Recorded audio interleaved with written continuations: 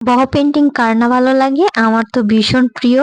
আর এই বহ পেন্টিং এর বিশেষত্ব হচ্ছে আপনি যে কোনো কালার ইউজ করতে পারবেন, মানে আপনার পছন্দের যে কোনো রং এখানে ব্যবহার করা যাবে। এর একটি অন্যতম বৈশিষ্ট্য হচ্ছে যে কোনো কালার ব্যবহার করলেও শেষ পর্যন্ত আপনাকে ওই কালো রঙই ব্যবহার করতে হবে। তো আমিও এর ব্যতিক্রম না, আমি এখানে আমার পছন্দের কিছু কালার ব্যবহার করেছি। তার মধ্যে প্রথমে ছিল সবুজ, তারপর আকাশি কালার, আর এরপরে আমি ব্যবহার করছি অরেঞ্জ আর ব্ল্যাক মিক্স করে একটা কালার বানিয়েছি। আসলে আমি জানি না এটা আসলে কি কালার বলে।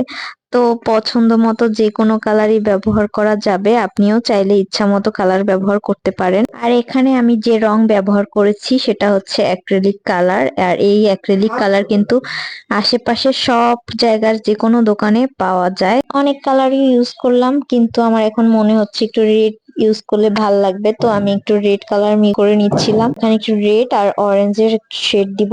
সবগুলা কালার ব্যবহার করা শেষ, এবারে আমি দিচ্ছি কালো রং, কারণ কালো রং ছাড়া এই পেন্টিং একদমই অসম্পূর্ণ। আর এই পেন্টিং গুলোতে মূলত কালো রং ব্যবহার কারণে এত বেশি ফুটে ওঠে, আমার কাছে তো বেশ ভালো লাগে। আর এখানে একটা চিকন ব্রাশের সাহায্যে আমি কালো রংটা অ্যাপ্লাই করছি। আর এখানে আপনি ইচ্ছে মতন পাতা, যে কোনো ধরনের পাতা শেপে আঁকতে পারেন, তো এগুলো দেখতে খুবই সুন্দর লাগে।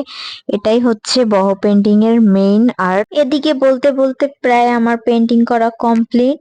তো এই হচ্ছে আমার ফাইনাল লুক। কেমন লাগলো সবাই কমেন্টস করে অবশ্যই জানাবেন। সবাই ভালো থাকবেন, সুস্থ থাকবেন, আল্লাহ হাফেজ। আর সবাই কিন্তু অবশ্যই কমেন্ট করে জানাবেন কেমন লাগলো।